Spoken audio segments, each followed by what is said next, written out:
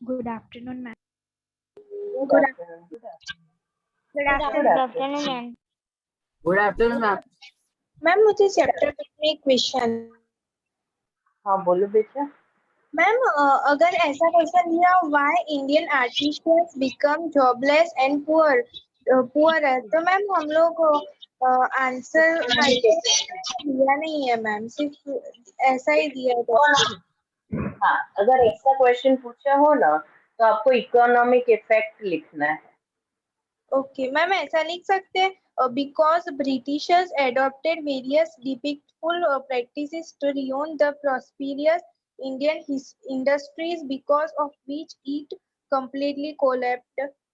हाँ अगर आपको उसका आंसर है ना तो उसका पूरा आंसर आपको economic impact of the company में जाओगे ना पेज नंबर 7 में, तो उसमें जो सेकेंड पैराग्राफ है ना वो पूरा that is the ma'am because कि इसमें ना एक ही मार्क्स का है इसलिए।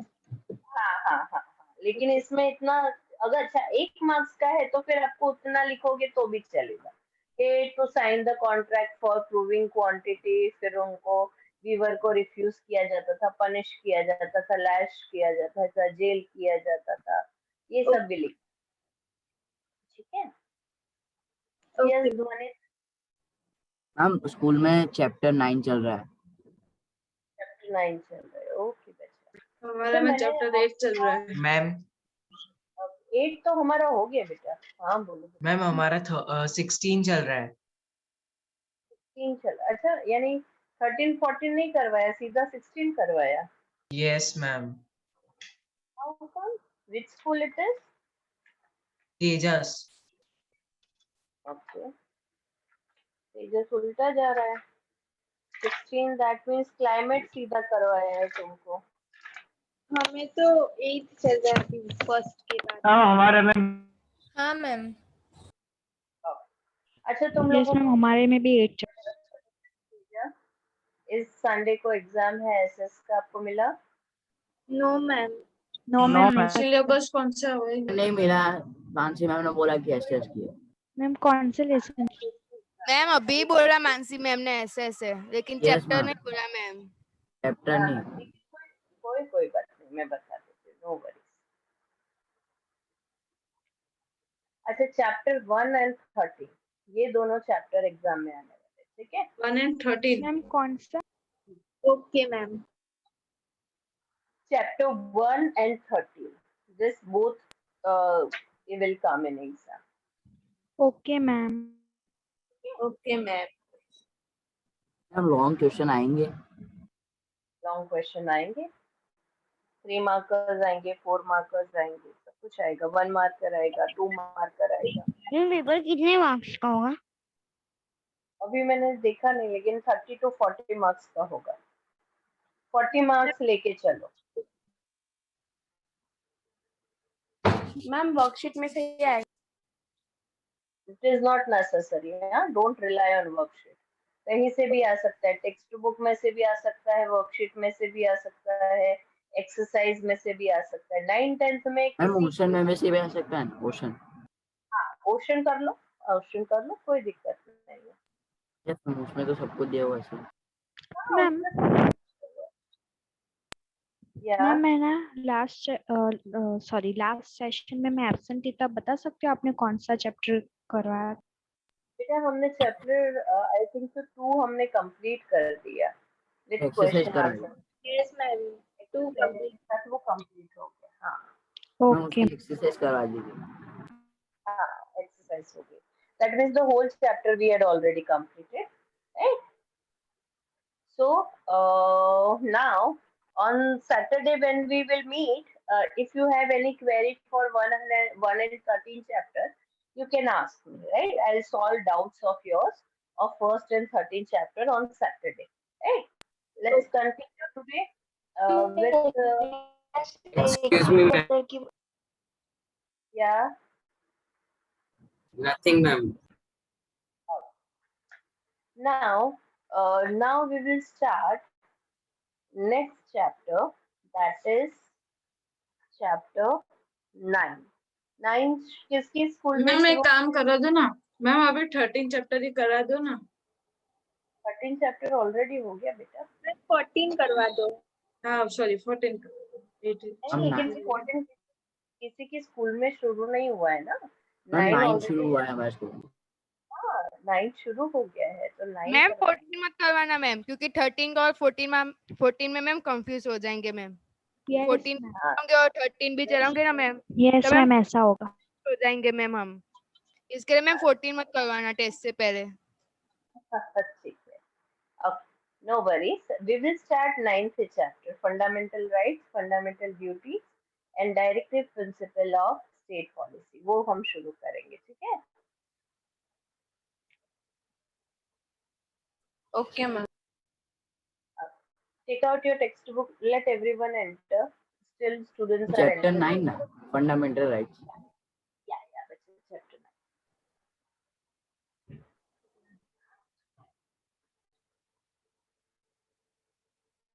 किशन ट्राइपॉड क्या मुख्य बेटा?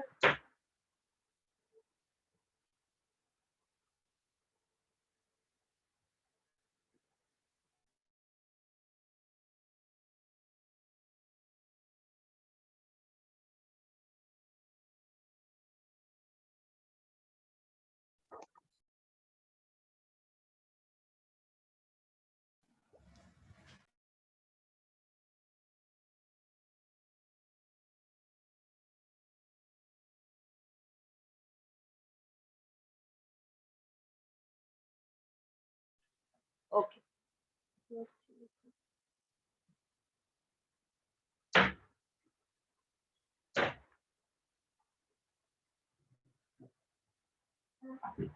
अलमीरा ऊपर से।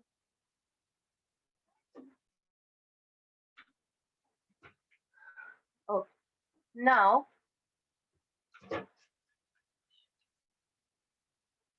let's start. It is on page number Fundamental Rights, Chapter 9, Fundamental Rights, Fundamental Duties and Directive Principles of State Policy. ठीक है?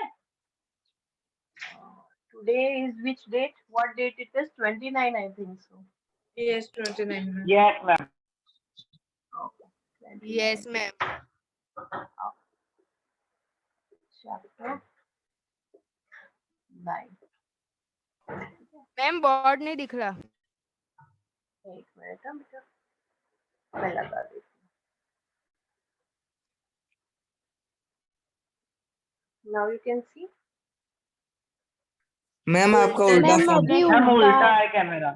मैम उल्टा पूरा होगा। Yes ma'am.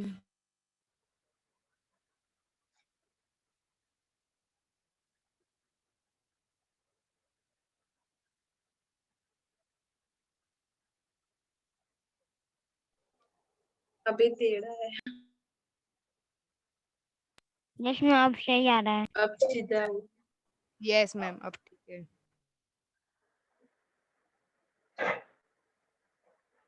स्टूडेंट्स इतने लेट क्यों आ रहे हैं आज? Still students are coming. I cannot start. I can't start lecture like this. ठीक है. Fine.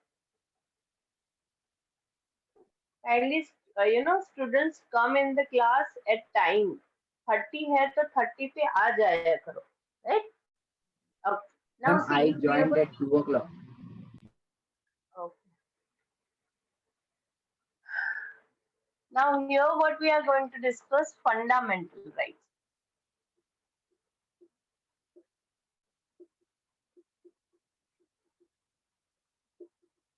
Fundamental duties.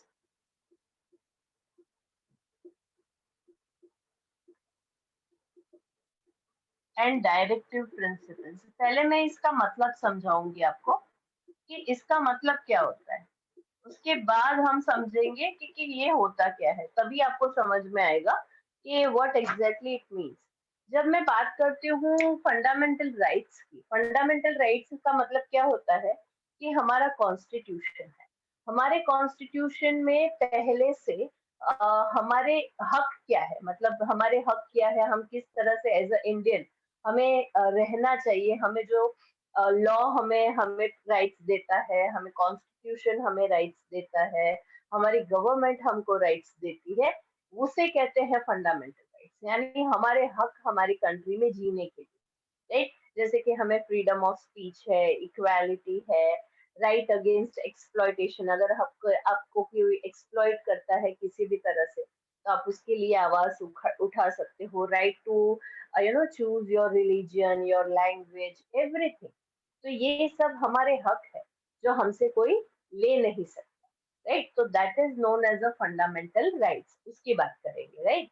अब हमारे पास राइट्स तो हमें गवर्नमेंट ने दे दिए हैं, लेकिन जब आप कोई सोसाइटी में रहते हो, कोई कंट्री में रहते हो, तो आपका कंट्री के टूवर्ड्स भी कोई आपका रोल होता है जो आपको प्ले करना होता है। जैसे कि आपको आपकी कंट्री को क्लीन रखना है, आपको आपकी कंट्री को सिक्योर रखना है, आपको आपकी कंट्री को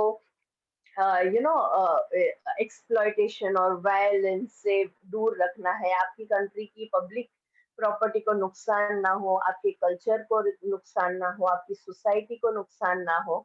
तो ये सब चीजों का ध्यान रखना है, तो ये आपकी फंडामेंटल ड्यूटीज है। अगर आपको हक है तो आपकी ड्यूटीज भी है जो आपको पूरी करनी है, राइट। कहीं पे भी जाके कोई भी पब्लिक प्रॉपर्टी तोड़ दी, राइट, तो that is wrong.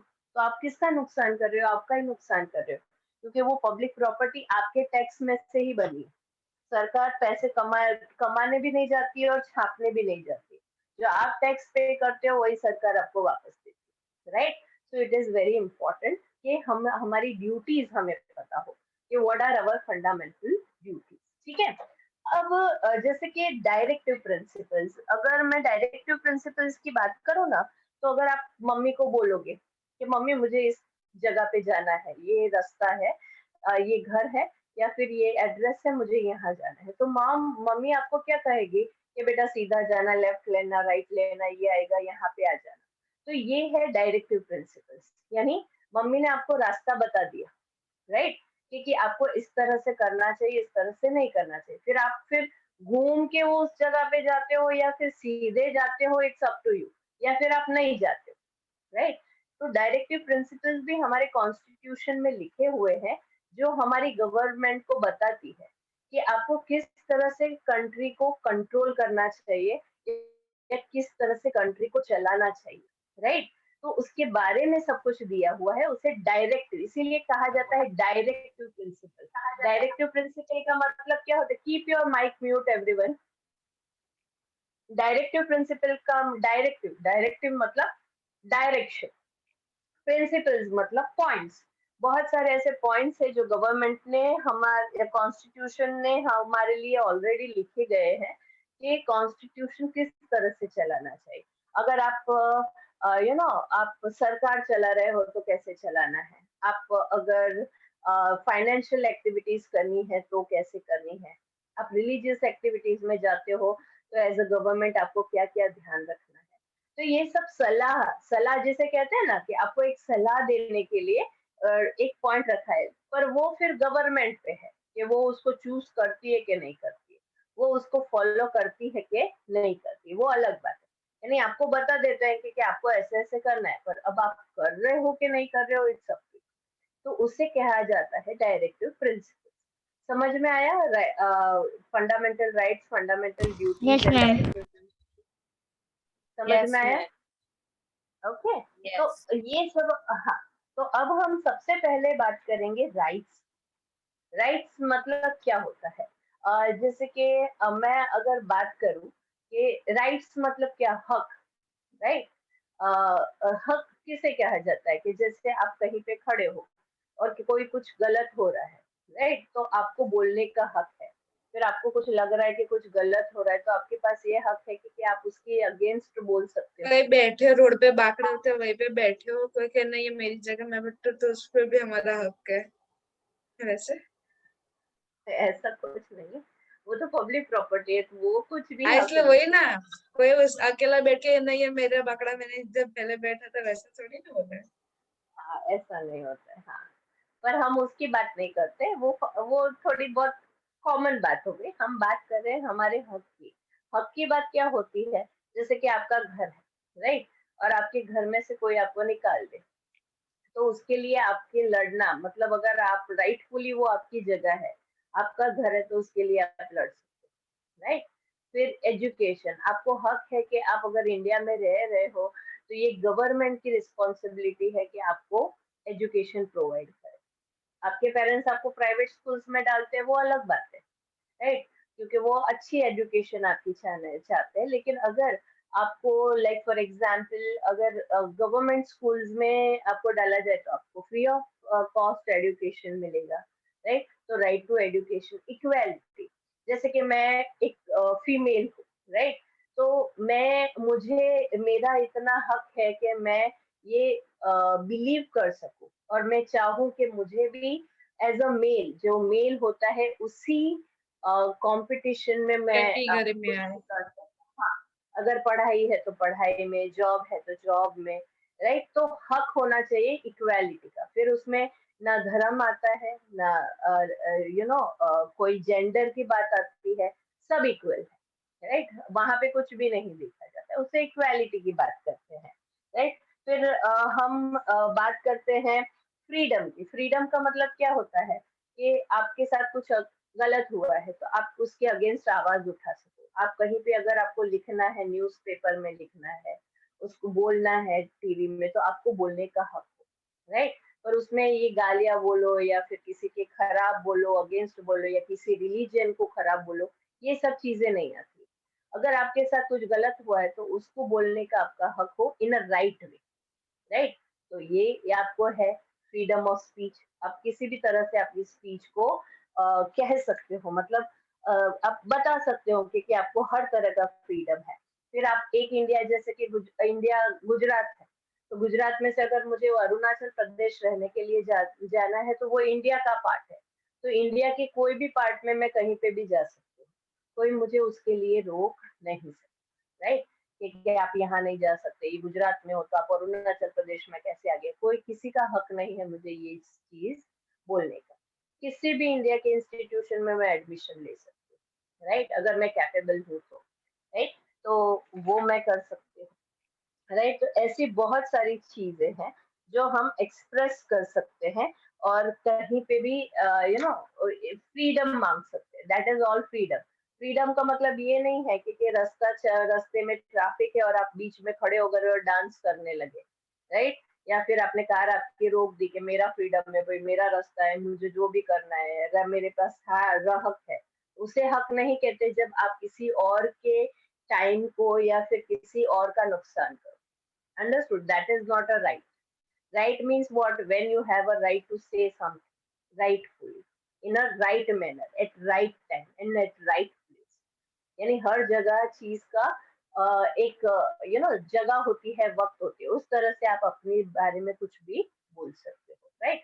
Like for example rights का मतलब ये होता है, जैसे कि मैं अभी आपको पढ़ा रही हूँ, अब मैंने ये शुरू कर दिया कि आप लोगों को 1 घंटा मैंने पढ़ाया, मैंने अपना आपका माइक म्यूट कर दिया, राइट। और आपको 1 घंटा में बोलती गई, आपको समझ में आया नहीं आया, इट्स नॉट माई कंसर्न। आपको क्या फील हो रहा है, आपको कुछ पूछना है, मैं नहीं पूछने दूँ, और आपको मैंने म्यूट करके रख दिया। या फिर मैं क्लास में हूँ और आपको बोलने का ही हक नहीं दिया, तो आप क्या होगे, आप एकदम सप्रेस हो जाओगे, आप इरिटेट हो जाओगे कि ये तो देखो मैम कैसे, हम कुछ बोलने का हक ही नहीं है, तो हमको पढ़ने का हमें समझ में आता है कि नहीं आता है, मैम पूछते ही नहीं। तो फिर वो सब हो जाता है, राइट। तो अगर आपको फिर मैं पनिश करने लगूँ कि नहीं इसको तो मैं नहीं बोलने दूंगी, इसको मैं डरा के रखूंगी, तो आप क्या कर लोगे? तो ये आपका हक है कि आप मेरे अगेंस्ट वॉइस रेज कर सको कि मैम तो ऐसा करते हैं, ऐसा करते हैं, ऐसे करते हैं, तो आप हाई अथॉरिटी में कहो, राइट। तो इसे हक कहते हैं कि जहाँ पे आपको बोलने का हक हो, राइट। तभी आप है ना खुल सकते हो, तभी आप अपना सच्चा रूप दिखा सकते हो। अगर आपको पहले से सप्रेस किया जाए तो आप कुछ भी आगे नहीं कर सकते। तो इसमें इस चैप्टर में हम इसी सब चीजों में के बारे में बात करेंगे कि आप एज पर इंडियन आपके पास क्या क्या राइट्स दिए गए हैं, आपको as a Indian, as a part of a country आपके पास क्या क्या हक है, right. That what we are going to discuss today. अभी तक मैंने जो बोला समझ में आया? Yes, ma'am. Now, Yes, first ma'am. we are going.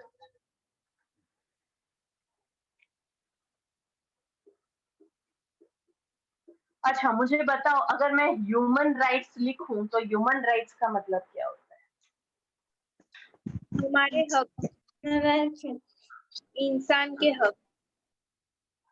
लेकिन हक का मतलब क्या होता है कि हमें ऐसा एनवायरनमेंट मिले जहाँ पे मतलब हमारा फ्रीडम उसकी, मतलब उसको जितनी आजादी चाहिए हो उसको, मतलब ऐसे नहीं उस पर राज कर सकता है कि नहीं भाई है ऐसे। हाँ, तभी आपका ओवरऑल और डेवलपमेंट फिर वो हो सकता कहीं भी एंट्री भी ले सकते हैं पब्लिक प्लेस पे। है। हाँ ओके, अब ठीक है चलो, पर ह्यूमन राइट्स क्यों होते हैं, मतलब किस लिए ह्यूमन राइट्स बनाए गए हैं, क्यों? क्योंकि एज अ ह्यूमन आपका ओवरऑल डेवलपमेंट हो। अगर आपको पहले से जब से आप पैदा हुए हो आपको बोलने का हक ना दिया हो, कुछ कहने का हक नहीं दिया गया हो, आपको सप्रेस किया गया हो, तो एज अ ह्यूमन बीइंग आप हमेशा डरे हुए रहोगे। आप किसी के सामने बोल नहीं सकोगे, राइट? कोई आवाज नहीं उठा सकोगे, क्या गलत है क्या सही है वो भी आपको नहीं पता होगा। तो ये सब चीजें हमारे साथ ना हो, जो हमारे साथ ऑलरेडी पास्ट में हो गई है, तो इसीलिए ह्यूमन राइट्स दिए गए हैं। तो ह्यूमन राइट्स आपका क्या करता है, फर्स्ट तो ओवरऑल डेवलपमेंट करता है। क्या करता है? ओवरऑल डेवलपमेंट होता है आपका।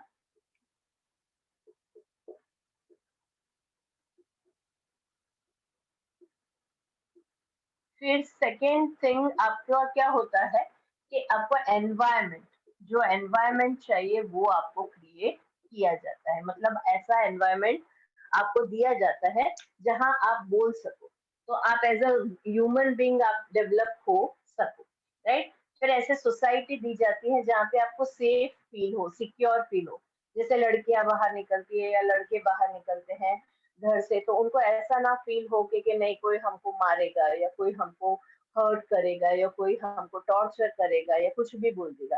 तो उसे सिक्योर्ड एनवायरनमेंट कहा जाता है, मतलब सेफ एनवायरनमेंट जहाँ पे आप आराम से खुल के जा सकते हो, कहीं पे बैठ सकते हो, कोई आपको डिस्क्रिमिनेट ना करे। जैसे कि आप बस में जा रहे हो, राइट? तो आप कभी भी ये नहीं सोचते हो कि आपके बाजू में बस में आके कौन बैठा है, उसका क्या कास्ट है, वो लोअर कास्ट है, अपर कास्ट है, हिंदू है, मुस्लिम है, आप कभी भी नहीं पूछते। आप क्या इसे लाइफ विदाउट डिस्क्रिमिनेशन कहा जाता है कि आप डिस्क्रिमिनेशन के बिना आगे आप कहीं पे भी पब्लिक प्लेस पे जा सकते हो, कि जहाँ पे आपको जज ना किया जाए कि नहीं भाई तू लोअर कास्ट है तो तू यहाँ पे नहीं बैठेगा, तुम हायर कास्ट है तो तुमको तो आगे बैठने को मिलेगा। तो ऐसा हमारे यहाँ कहीं पे भी सोसाइटी में आपने देखा नहीं होगा। कहीं पे भी आप स्कूल में जाओ, बस में जाओ, कहीं पे भी इस तरह का दिया नहीं जाता है। तो वी आर नॉट जज on the basis of our birth right, मतलब बेसिक राइट्स हम सबको मिलते हैं सोसाइटी, राइट? तो दैट इज नोन एज हमारे खुद के हक।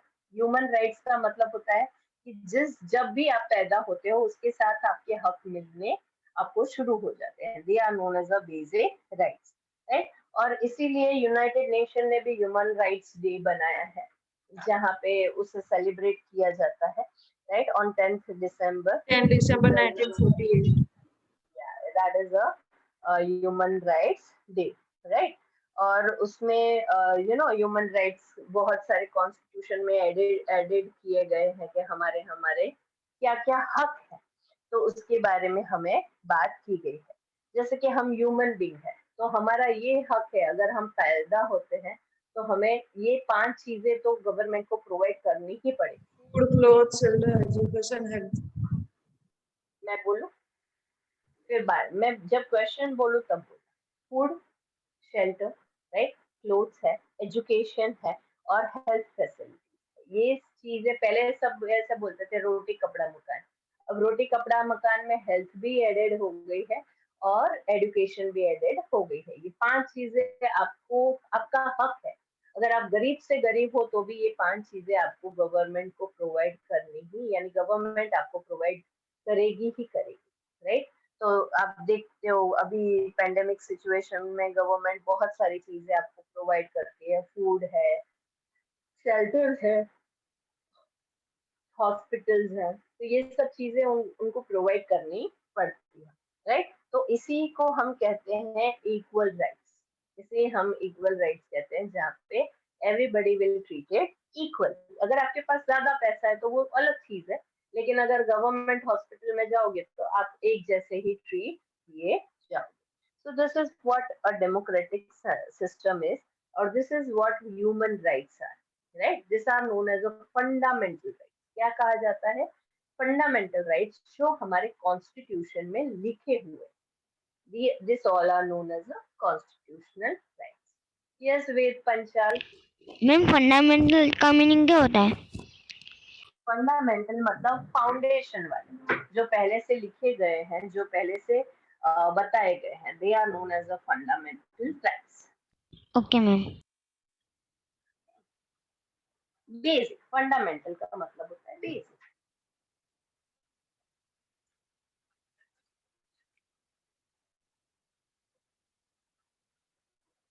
ओके, नाउ अब हम बात करते हैं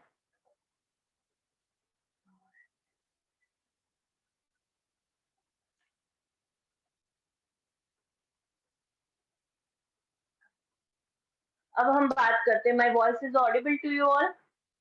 Yes, ma'am. Yes ma'am. Yes, ma'am.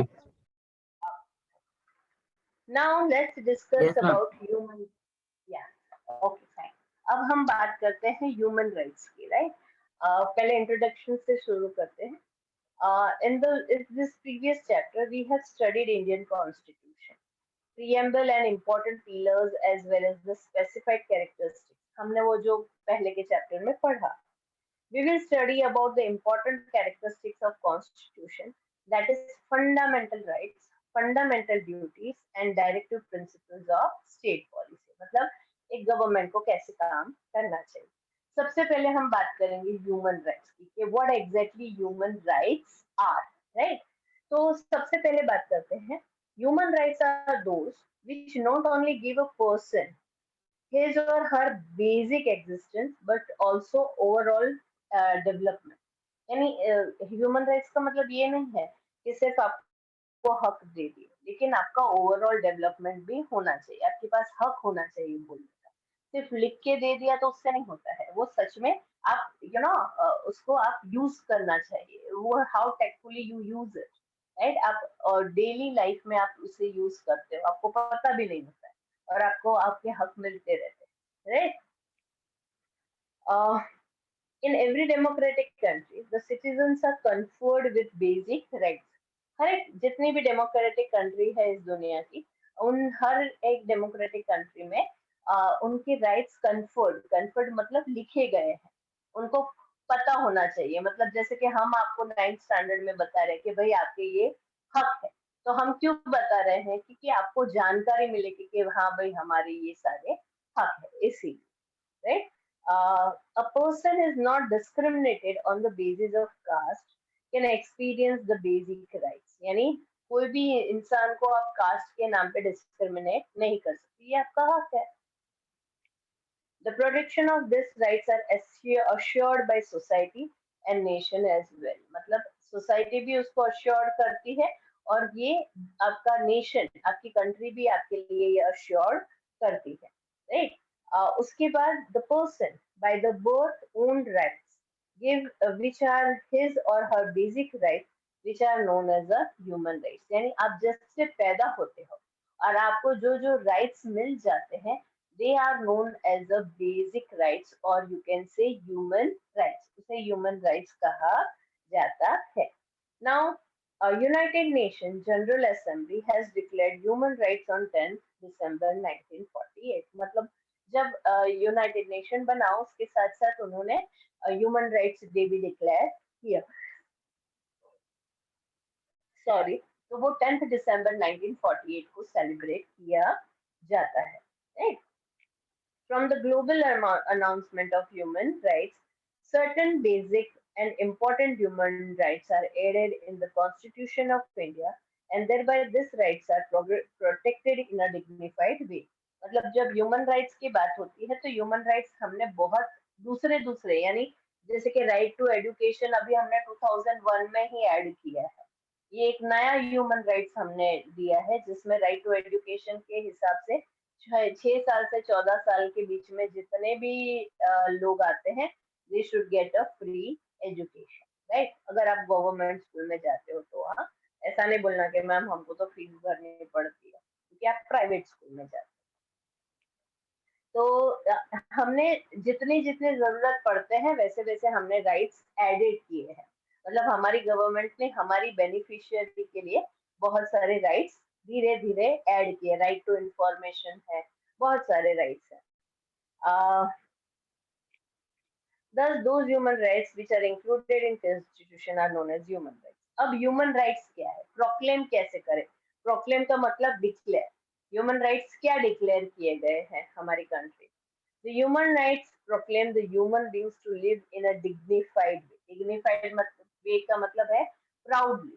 हमेशा हमारे हक है भाई, राइट। आप आपके घर में कैसे प्राउडली रहते हो, खाते हो, पीते हो, तो हमारी कंट्री में भी हमें इसी तरह से रहने का हक है। हमें खाना मिलना चाहिए, पानी पीना अच्छा मिलना चाहिए, सैनिटेशन फैसिलिटीज मिलनी चाहिए, हेल्थ फैसिलिटीज मिलनी चाहिए। तो ये सब हमारा प्राउडली हम वो चीजें ले सकते। For the existence of human being the basic needs, food, shelters, education, health and clothes should be received in a dignified and respectable way. मतलब किसी ने ऐसे बोला ले तू ले तो जो मैं दे रहा हूँ दान में, तो ये आपकी इंसल्ट हुई, राइट। तो ये चीजें आपको रिस्पेक्टेबल और डिग्निफाइड वे में मिलने चाहिए। मतलब आपका हक है भाई, राइट। आपको मम्मी पापा ऐसे बोलते ले खाई ले, ऐसे तो नहीं करते ना, they treat you with love. तो यही कंट्री का भी काम है कि जिस ये 5 चीजें आपको रिस्पेक्ट के साथ और डिग्निफाइड वे में आपको मिलनी चाहिए, right. Democratic country allows its citizen to enjoy equal rights for multifaceted development. Multifaceted development का मतलब होता है हमें क्यों ये राइट्स दिए गए हैं कि हमारा ओवरऑल डेवलप, मल्टीफेसेटेड मतलब ओवरऑल डेवलपमेंट। बोलने में हम अच्छे हो, हमारे हक के लिए लड़ना आना चाहिए, हमारे हक के लिए हमें बोलना आना चाहिए। This all are known as a multifaceted rights. अब मुझे है ना किसी के भी माइक का ऑन रहा ना तो मैं है ना सबको म्यूट कर दूँ। समझ में आया? Don't on your mic till I will allow. Don't. मैं क्वेश्चंस पूछने का भी आपको टाइम दूंगी, उसके पहले कोई माइक ऑन नहीं कर। Okay. The state guarantees such a conducive environment wherein one has protection of fundamental rights, a true identity of democratic system. यानी हमारा स्टेट, हमारा कंट्री हमें ये प्रोवाइड करता है कि हम हमारी राइट आइडेंटिटी के साथ हम जी सके। That is known as a human rights or fundamental rights, you can say. Understood, class? Yes, ma'am. Yes, ma'am. Yes, ma'am. Yes, ma'am. इसमें कोई आपको डाउट है या कुछ ना पता चला हो या ऐसा कुछ हो? No, ma'am, no doubt. No, ma'am. अब हम बात करेंगे फंडामेंटल राइट्स की, राइट। नाउ जब हम फंडामेंटल राइट्स की बात करते हैं, the nation stability, protection of citizens, freedom and democracy are protected through fundamental rights. यानी हमारा कंट्री स्टेबल क्यों है, राइट। हमारी कंट्री प्रोटेक्टेड क्यों है? क्योंकि हम हमेशा हमारे कंट्री के लोगों के हमारे लोगों की फंडामेंटल Respect. राइट्स, हाँ, उसकी रिस्पेक्ट करते हैं। उनको ये हम ये समझते हैं कि ये उनका हक है और ये उनको मिलना ही चाहिए। तो this is what we do always, right. तो उसी की बात हम करेंगे यहाँ पे।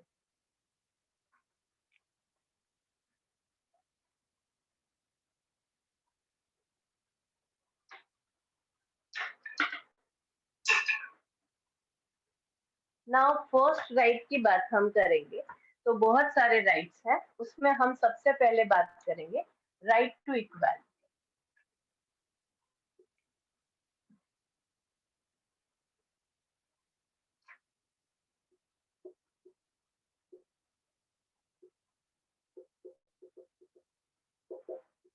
ओके।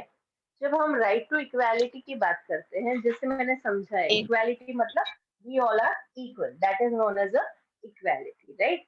तो the nations right to nation stability, वो मैंने आपको समझा दिया। हम आज 6 राइट्स की बात करेंगे। सबसे पहले हम बात करते हैं right to equality. Equality before law and equal protection of law. इसका मतलब क्या होता है? इक्वालिटी बिफोर लॉ, मतलब कुछ भी आपके साथ, आप बहुत गरीब हो, राइट, लेकिन आपके साथ कुछ गलत हुआ, राइट, और that has been done by some rich person, यानी आपका कार, आप जा रहे थे, आपका एक्सीडेंट हो गया, राइट, और आपको बहुत ही बड़ा नुकसान हो गया एज अ फैमिली मेंबर, तो आप उसके लिए आप अपने लड़ सकते हो। तो जब आप लॉ के, मतलब आप जब कोर्ट में जाओगे तो आप दोनों इक्वल हो, भले आप कितने भी गरीब हो, you are equal to that person. फिर भले वो प्राइम मिनिस्टर हो या प्राइम मिनिस्टर का लड़का हो या चीफ मिनिस्टर हो या चीफ मिनिस्टर, वो कितना भी पावरफुल हो, but you both are equal in the eye of law, यानी आपका प्रोटेक्शन उसी हिसाब से होगा, you are protected in the eye of law, that is known as a equality। ये सबसे बड़ी इक्वालिटी है। मतलब जब आप कहीं पे भी, आपने बहुत सारी टाइम देखा होगा कि बहुत सारे मंत्री हैं, बहुत सारे कंट्रीज में बहुत हाई प्रोफाइल लोग भी जेल जाते हैं, राइट, और उनको जेल जाना पड़ता है, राइट। तो उसके लिए ये क्यों जाते हैं? क्यों? क्योंकि वो सब इक्वल है इन the eyes of law, right. So that is known as, that is the beauty of equality, are included in the right of equality, the fundamental rights। The fundamental rights is the major foundation of all the rights। मतलब जितने हक है उसमें हमें बहुत सारे हक मिले हुए हैं, उन सारे हक में fundamental rights is the most important rights, right। And privileges guaranteed to Indian citizen, जो हमने ह्यूमन राइट्स में बात की कि हमें बहुत सारे हक हमें प्रिविलेज किए गए हैं, मतलब हमें दिए गए हैं, जिसको हम रोज, यानी in our daily life we use that. It is one of the chief guarantee of the constitution of India, यानी आप आपके हक के साथ जी सकते हो, वो हमारा सबसे बड़ा गिफ्ट है जो हमारे कॉन्स्टिट्यूशन ने हमको दिया है। Thus it is imperative, imperative का मतलब होता है positive, thus it is imperative that every citizen of India has easy access to the courts to exercise his or her right to equality। मतलब इसका मतलब होता है कि आप इंडिया में कहीं पे भी जाके आपके हक के लिए लड़ सकते हो, राइट, और आप कोई भी कोर्ट में आप अपना, यानी आपके साथ कुछ गलत हुआ है तो उसके लिए आप रेज कर सकते हो आपकी आवाज, that is equality. According to this right, no person shall be shown favoritism on the basis of color, caste, creed, language, etc। यानी हमारे कंट्री में ये बहुत अच्छा है कि आप ये कास्ट के हो तो आपको ज्यादा फेवरेटिज्म दिया जाता है, ये कलर के हो तो आपको ज्यादा इम्पोर्टेंस दिया जाता है, ये कास्ट, क्रीड। पर आप जब भी कहीं पे भी एज अ गवर्नमेंट एम्प्लॉय जाते हो या एज अ गवर्नमेंट एनवायरमेंट में जाते हो, तो वहां पे, यानी पब्लिक प्लेस पे जाते हो, तो ऑल आर इक्वल। ऐसा नहीं है बीआरटीएस में कहीं पे लिखा गया है कि जो यानी अपर कास्ट है वो आगे बैठेंगे, लोअर कास्ट है वो पीछे बैठेंगे, ऐसा कहीं पे लिखा गया है? सिर्फ विमेन्स के लिए एरिया अलॉट होता है और सीनियर सिटीजन्स के लिए एरिया अलॉट होता है, उसके सिवाय किसी को भी एरिया अलॉट नहीं किया जाता। तो ये है इक्वालिटी, कहीं पे भी आपको पब्लिक प्लेसेस में ये फेवरेटिज्म नहीं दिया जाता, राइट, कि कोई आपके पास बहुत पैसा है तो आप आगे बैठोगे, ऐसा कुछ नहीं होता, right. So law is equal to all, that means from the peon to the prime minister, यानी पियोन से लेके प्राइम मिनिस्टर, गरीब से लेके पावरफुल से पावरफुल बंदा। If they act against law, मतलब उन्होंने कुछ गलत किया है लॉ के अगेंस्ट, तो they are treated equally and are bound to great general court of law. तो उनको, यानी अगर उन्होंने कुछ भी गलत किया है तो वो बाउंड है कि उनको जनरल कोर्ट ऑफ लॉ में उनको लिया जा सकता है। However, the president and governors have certain privileges। हाँ, प्रिविलेजेस तो मिलेंगे क्योंकि वो इम्पोर्टेंट पीपल है, हमने उनको राइट्स दिए हैं, हम उनको पावर दिए हैं, तो उनके पास प्रिविलेजेस तो होते हैं, राइट। प्रिविलेजेस का मतलब है कि बहुत सारे फायदे वो तो होते हैं हम कॉमन लोगों से, लेकिन फिर they all are equal in the eyes of law. फिर हाँ प्रिशा, कोई क्वेश्चन है बेटा? Yes ma'am. मैम क्रीड का मतलब क्या होता है? कास्ट और क्रीड, कास्ट हमारा यानी कास्ट है, जैसे कि हम जैन है या इस तरह से हमारा कास्ट होता है, राइट। क्रीड का मतलब होता है हमारी रेस, मतलब हम किस रेस के हैं, मतलब हम बहुत सारे ऐसे होते हैं कि जैसे कि हिंदूज रेसिज्म में आते हैं, हिंदूज में आते हैं, जैनिज्म में आते हैं, बुद्धिज्म में आते हैं, ये हमारी क्रीड हो जाती है। और क्रीड में से कास्ट आती है, राइट, ये हमारी क्रीड है। जैसे हिंदू है तो हिंदू में बहुत सारे हिंदू होते हैं, राइट, जैसे मारवाड़ी भी हिंदू होते हैं, फिर वैष्णव भी हिंदू होते हैं, तो हिंदू के तो मतलब ये क्रीड में से फिर कास्ट आ जाती है। तो ये हमारी एक रेस है और रेस में से बहुत सारे अलग अलग डिफरेंशिएट किए जाते हैं, that is known as a caste, right. अब एक्सेस Okay. का मतलब होता है कि किसी भी चीज को बहुत ही जल्दी हमें एक्सेस का मतलब होता है किसी भी चीज का फायदा, मतलब बहुत ही जल्दी किसी भी चीज हमारे हाथ में आ जाती है, that is known as a access. Yes, yes Rushal. Ma'am abolished का मतलब क्या होता है? अबॉलिश मतलब किसी भी चीज को खत्म करना, उसे अबॉलिश कहा जाता ओके मैम। है। Okay, in each and every circumstances the law should prevail equality, मतलब किसी भी कंडीशन हो हमें लॉ का यही काम है कि वो इक्वली बंदों को, लोगों को ट्रीट करे। There should be no discrimination or specific favoritism shown to any particular person or class, यानी as per law, अगर आप लॉ की बात करें या कहीं पे भी जाए तो किसी एक बंदे को यानी फेवरेटिज्म नहीं दिखाना चाहिए कि मतलब ये है, इसके पास पैसा है या इसके पास पावर है तो इसको ज्यादा हक दिया जाए। जैसा होता है हमारी सोसाइटी में, मैं मना नहीं करती हूँ, होता है, लेकिन हाँ फिर भी डर होता है कि ऐसा होगा तो हम पकड़े जाएंगे, तो ये डर से इंसान गलत कम काम करता है, राइट। गलत काम होता है, मैं ये नहीं बोलती कि हमारा सोसाइटी एकदम फेयर है और साफ है, पर स्टिल हमारे लॉ का डर होने के कारण ये चीजें कम होती है। Every law should be equally disseminated, disseminated मतलब कि सबको फैलाया जाए, डिसेमिनेटेड मतलब हर एक को मिल सके। Every person shall have equal admittance to public places like shops, restaurants, hotels, public entertainment places, right? Have equal access to roads and lakes and a use of public wells and bathing ghats। पहले के जमाने में था, अगर मैं 150-200 साल पहले बोलूं तो ये सिचुएशंस थी हमारी कंट्री में कि जो स्केड्यूल कास्ट और स्केड्यूल ट्राइब्स के लोग थे उनको रेस्टोरेंट में जाने का हक नहीं था, मंदिरों में जाने का हक नहीं था, नॉर्मल कुओं में से पानी लेने का हक नहीं था। इसीलिए ये सब इक्वालिटी लाने के लिए ये सब कुछ अबॉलिश कर दिया गया, यानी इस तरह से जो इनइक्वालिटी होती थी उसको खत्म कर दिया गया और फिर एक नया फंडामेंटल राइट्स इक्वालिटी आया जहाँ पे हर एक इंसान को जाने का हक है।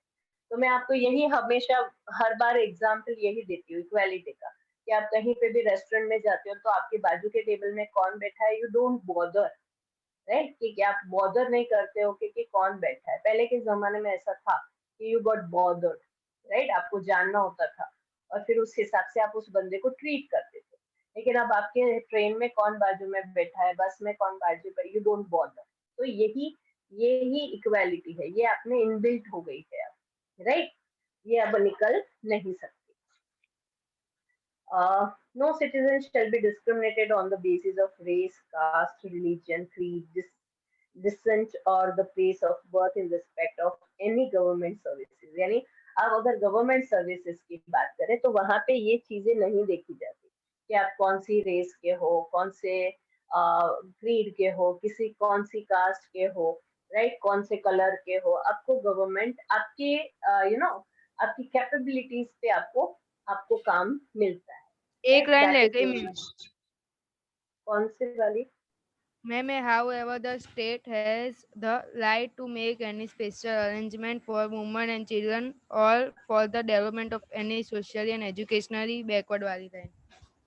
हाँ, तो इसका मतलब क्या है कि हाँ स्टेट इक्वालिटी की बात तो करता है, लेकिन हाँ हम जब बात करें तो तीन चार सेक्शंस ऐसे सोसाइटी के हैं जिनके लिए वो वल्नरेबल है, मतलब जो बच्चे हैं, जो सीनियर सिटीजन्स हैं, विमेन्स हैं, फिर बैकवर्ड क्लास के लोग हैं जिनको अपॉर्चुनिटी नहीं मिली है पहले के जमाने में, तो उनके लिए सोसाइटी में गवर्नमेंट ने कुछ ज्यादा राइट्स दिए हैं, उनको थोड़े ज्यादा हक दिए हैं, राइट। जैसे मैंने बोला कि बस में विमेन्स के लिए बैठने के लिए जगह होती है, सीनियर सिटीजन्स के लिए होती है, तो ये सारी चीजें दी गई है।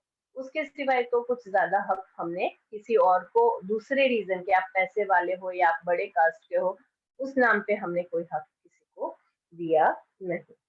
इन मैटर्स ऑफ ये तो मैंने समझा दिया। citizen. In matters of state, public services equal opportunity have to be offered to all the citizens. मतलब कहीं पे भी आप गवर्नमेंट जॉब लेने जाते हो, गवर्नमेंट एडमिशन लेने जाते हो, तो आपको इक्वल अपॉर्चुनिटी पब्लिक सर्विस में मिलती है, राइट। कोई फेवरेटिज्म नहीं होता है। However, the state is given permission. Permission का यहाँ पे स्पेलिंग रॉन्ग है। To make decision regarding required qualification for said services. मतलब इक्वालिटी यही है कि आप जो कैपेबल हो उसके हिसाब से, आपकी जो क्वालिफिकेशन है उसके हिसाब से आपको हक मिलता है और या जॉब मिलती है। As a guarantee to social justice and personal dignity, और एज अ सोशल यानी आप जिस सोसाइटी में रहते हो और आपको जस्टिस मिलना चाहिए, सोसाइटी में जहाँ पे रहते हो आपको पूरा हक मिलना चाहिए, तो उसी के लिए हमारी कंट्री में से अनटचेबिलिटी अबॉलिश कर दी है। अबॉलिश मतलब अनटचेबिलिटी। पहले ऐसा था कि लोअर कास्ट के लोगों को छुआ नहीं जाता था, उनका पानी नहीं पिया जाता था, उनके कुएं अलग थे, उनके घर अलग रखे जाते थे, तो ये सब था बहुत पहले, राइट। तो इसी को हमने अनटचेबिलिटी को अबॉलिश कर दिया है, मतलब कंप्लीटली हमारी कंट्री में से निकाल दिया है। ये पनिशेबल ऑफेंस है। अब अगर किसी को कास्ट या क्रीड के नाम पे आप उससे इन इक्वालिटी करते हो तो आपको जेल हो सकती है, right.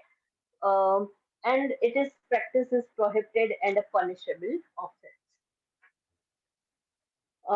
Titles and epithets which create artificial discrimination in the society has been removed. पहले के जमाने में ऐसा था कि आपको इस तरह से यानी आप अगर एक पर्टिकुलर कास्ट में आप पैदा होते हो तो आपको उसी हिसाब से आपको बुलाया जाता था। पहले जैसे कि जनरल, चीफ, मार्शल, ये सब चीजें के नाम से मतलब बुलाया जाता था पहले ऐसे, क्योंकि आप अच्छी कास्ट में से हो या आपके पास बहुत पैसा है, सर जी, साहेब जी, इस तरह के नाम हमको ऐसे ही दे दिए जाते थे। क्यों? क्योंकि आपने कुछ अच्छा काम नहीं किया है, बस आप अच्छे कास्ट में पैदा हुए हो या फिर आपके पास बहुत पैसा है, इसके कारण आपको दिए जाते थे। तो ये सारे एपिथेट्स निकाल दिए। एपिथेट्स मतलब के नाम के आगे अगर आप क्वालिफाइड हो तो ही आपको ये मिलेगा। जैसे डॉक्टर कब मिलता है? जब आप क्वालिफाइड, कोई आपको आते जाते लोग को डॉक्टर नहीं कहा जाता। तो इस तरह से एपिथेट्स सारे निकाल दिए गए। The adjective used before names like sir, Dewan ji, Rai Bahadur are remove, right? क्योंकि वो आपने कुछ कमाया नहीं है, ऐसा कुछ अच्छा काम नहीं। जैसे सरदार पटेल, वल्लभ भाई पटेल थे, तो उनका नाम था वल्लभ भाई पटेल, लेकिन उनको सरदार क्यों कहा गया? क्योंकि वो उन्होंने अर्न किया था, उन्होंने ये कमाया था, रिस्पेक्ट कमाया था, इसलिए उन्हें सरदार कहा जाता था। लेकिन ये सारे सर, दीवान जी, राय बहादुर, ये उनको उनके पैदा होने में, क्योंकि वो अच्छे खानदान में पैदा हुए तो उनको मिलता था। तो ये सारी चीजें हमने निकाल दी। After independence, the government, in order to felicitate special contribution and achievement, यानी जिन लोगों ने सच में हमारी सोसाइटी के लिए, हमारे देश के लिए अच्छा काम किया है, राइट, जिसने अपना अपना कंट्री सेल्फलेसली अपने आप को कंप्लीटली दे दिया है अपने आप को, उनके लिए गवर्नमेंट ने बहुत सारे टाइटल्स फेलिसिटेट किए हैं। जैसे कि भारत रत्न है, पद्म विभूषण है, पद्म भूषण है, पद्मश्री है, परमवीर चक्र है। ये सब हमारी कंट्री देती है, जो जो हमारी सोसाइटी के लिए कुछ करता है उसके। In military services, adjectives like general, major, chief marshal, field marshal are added before names of military services. हाँ, क्योंकि उन्होंने ये कमाया है, उनको वो ये पोजीशन पे आए हैं, तो उनको ये सारे हक मिलते हैं और उनको ये सारे टाइटल्स भी दिए जाते हैं। The aim of which is not considered as a violation of right to equality. तो आप ये नहीं कह सकते हो कि भाई इसको मार्शल क्यों कहते हैं, इसको क्यों डॉक्टर कहते हैं, because he has earn that, she has earn that, so you can not deny that, right? So you have to deal with that. The aim of this right is to form a equitable society and thereby establish rule of law in India. यानी हक सबके पास होना चाहिए, right, justice सबको मिलना चाहिए, that is known as the rule of law. ठीक है. अब उसके सिवाय to provide specific services to different types of groups classes, there can be different types of provisions under law. For example, यानी मैंने अभी बताया ना कि जैसे कि there are different laws for advocates, doctors, teachers, insurance agencies, women, juveniles. Juveniles का मतलब होता है जो 14 साल से नीचे छोटे बच्चे होते हैं, वो जुवेनाइल्स में आते हैं. अभी वो 17 साल कर दिया है. ये 17 साल 18, जब तक आप 18 साल के नहीं होते हो और उसके नीचे आपको, वो आप जुवेनाइल कहा जाता है. The principle of equal pay for equal work is also part of this article.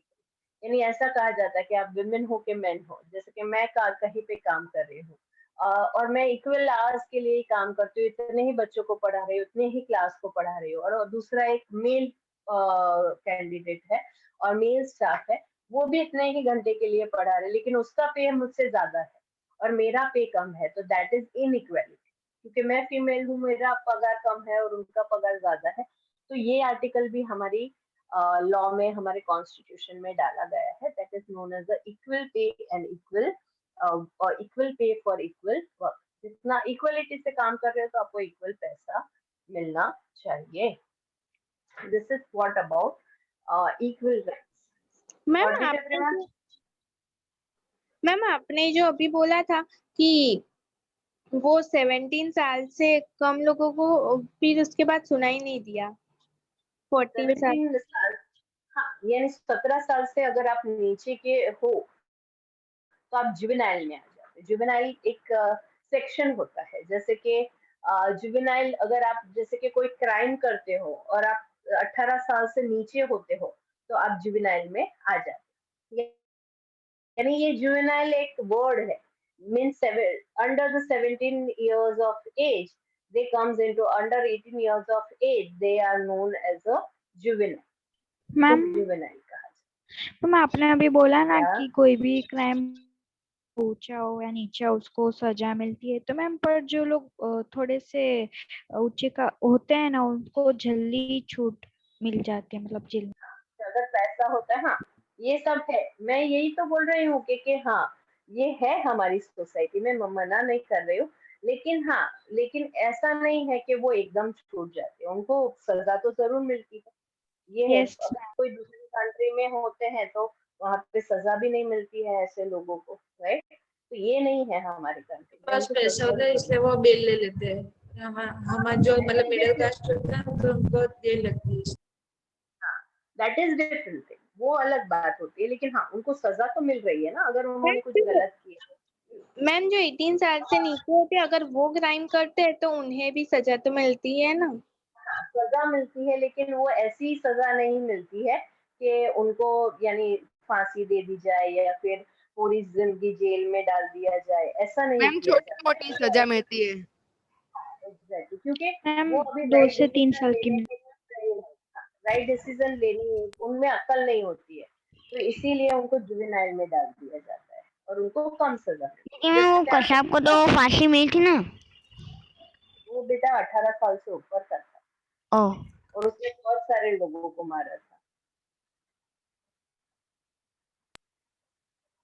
जैसे कि हमारे यहाँ निर्भया कांड हुआ था दिल्ली में, तो उसमें एक था 17 इयर्स का बंदा था, right.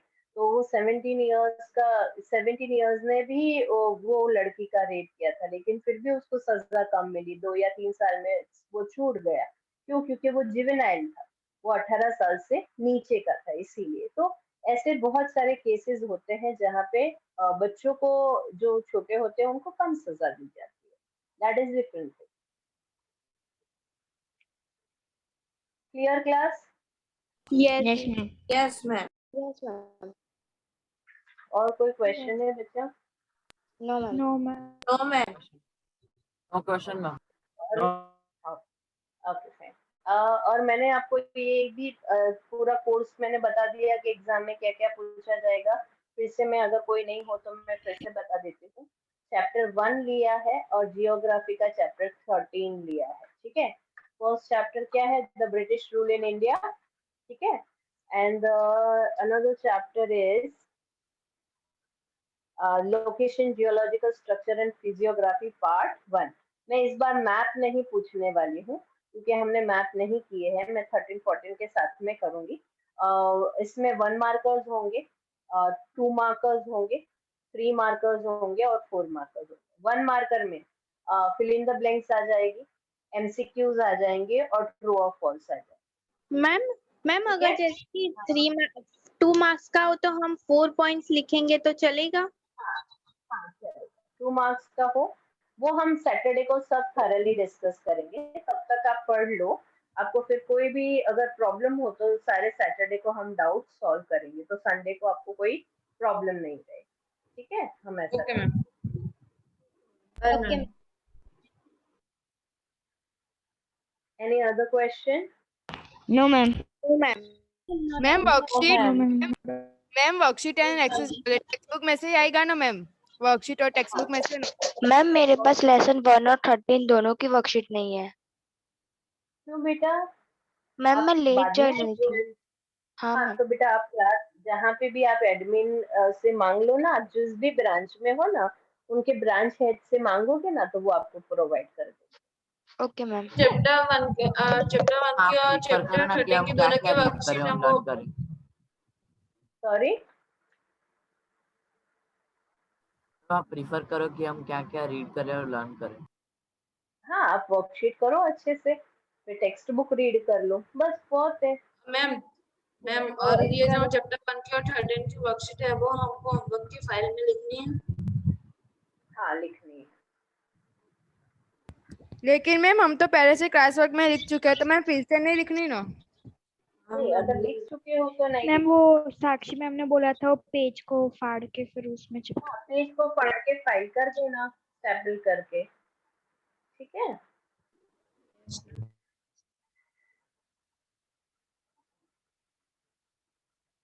Any other question?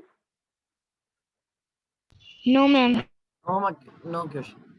No okay fine.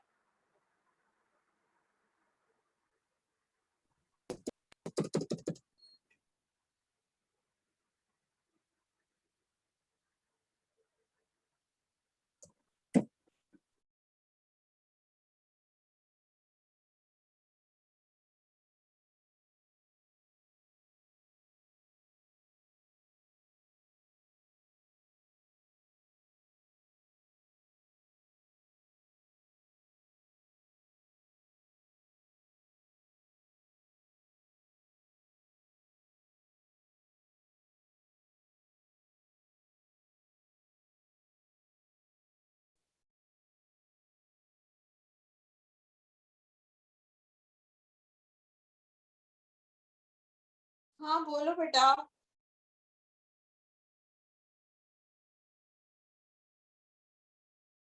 ध्वनित क्या हुआ? प्रीशा ने भी हैंड रेस किया है, बोलो बेटा क्या हुआ?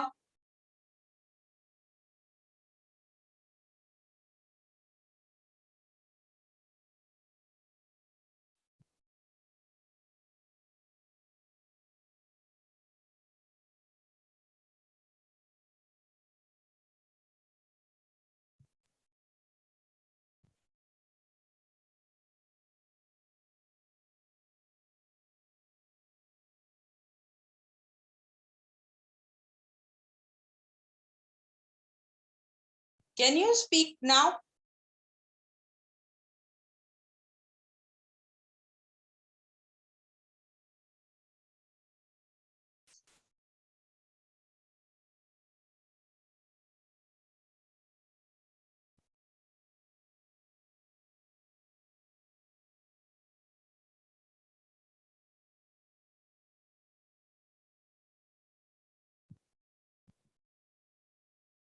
आप अनम्यूट करके देखो तो कुछ वर्कआउट हो रहा है। Just unmute yourself, can you?